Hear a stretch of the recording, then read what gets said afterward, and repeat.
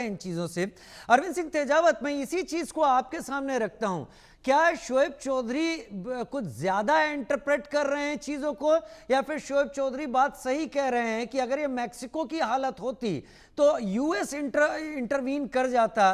भारत अभी तक ये सोच रहा है कि ये बांग्लादेश का मैटर है। क्या ये आप भी समझते हैं? देखिए, अगर इस समय अगर मान लो भारत इंटरवीन करता है तो इसका सबसे बड़ा नुकसान ये है कि बांग्लादेश की जो जनता है वो यह सोचेगी कि जो भारत है वो हमारे आंतरिक मामलों में दखलंदाजी कर रहा है। तो तब जब तक कि जैसा कि 71 में हुआ था कि अंदर से आवाज आई थी और वहां के लोग जब तक इस बात को लेकर कन्विंस ना हो कि भारत इंटरफेयर करें या इंटरवीन करें, तब तक मुझे लगता है कि भारत के लिए ये एडवाइजेबल नहीं है कि भारत वह डायरेक्ट इंटरवीन करें। और भारत के जो डिप्लोमेट्स हैं या जो पॉलिटिकल डिसीजन लेने वाले लोग हैं उनके बारे में इसमें कोई दो राय नहीं है। भारत की प्राथमिकता अभी बांग्लादेश में उलझना नहीं है। भारत दरअसल चीन की तरह इन सारे कॉन्फ्लिक्ट से दूर रह के वह शांति से अपने डेवलपमेंट पे ध्यान देना चाहता है। और यह ऐसा नहीं है कि ऐसी हालत पहली बार हुई है।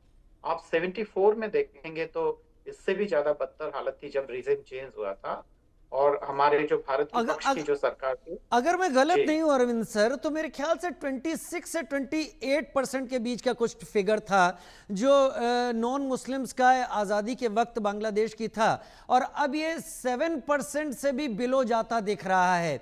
ये गवर्नमेंट इसको और ज्यादा हार्डलाइनर्स को फ्री हैंड देकर क्या साबित करना चाहती है? और अगर ऐसा ही करती रही तो क्या जस्टिफाइड नहीं होगा भारत इंटरनेशनली या दूसरे फ्रंट पर बांग्लादेश को कॉर्नर करे?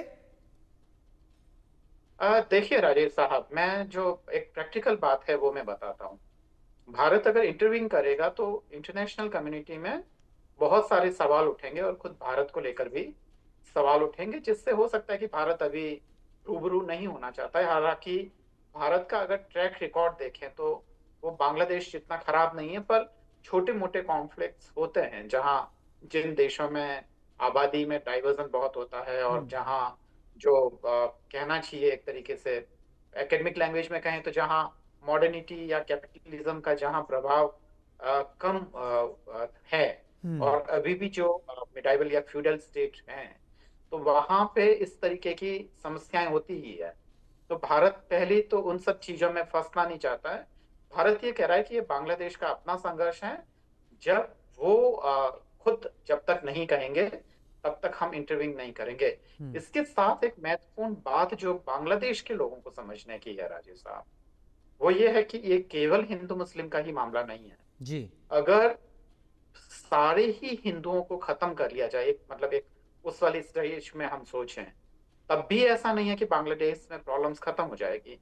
तब वहां पे जो वहां के जो पॉलिटिकल जो सत्तासीन लोग हैं वो विद इन मुस्लिम्स में एक वो करेंगे, भेद करेंगे कि ये वाले सुन्नी मुसलमान हैं या ये शिया है या एक तरीके से राष्ट्रवादी मुसलमान है या ये कम राष्ट्रवादी है। तो ये दरअसल जो कम्युनल पॉलिटिक्स का ये एक चरित्र रहा है। जिन देशों में हिंदू नहीं है वहां पे भी प्रॉब्लम्स हो रही है, और जिन देशों में केवल मुस्लिम है वहां पे सब कुछ शांति है, ऐसा नहीं है। पर ये चीज भारत को नहीं, ये चीज खुद बांग्लादेश के लोगों को समझने की जरूरत है कि हिंदुओं को टारगेट करके बेसिकली वो अपना ही उल्लू सीधा कर रहे हैं और वो अपने ही देश का नुकसान कर रहे हैं। तो ये है, हाँ, मानवीय धरातल पर, क्योंकि भारत एक सेकुलर स्टेट है, पर अगर वह अपनी हिंदू आइडेंटिटी को बरकरार रखना चाहता है जैसा कि है, तब ऐसी स्थिति में जो होना चाहिए और जिस तरीके की प्रतिक्रिया होनी चाहिए जी।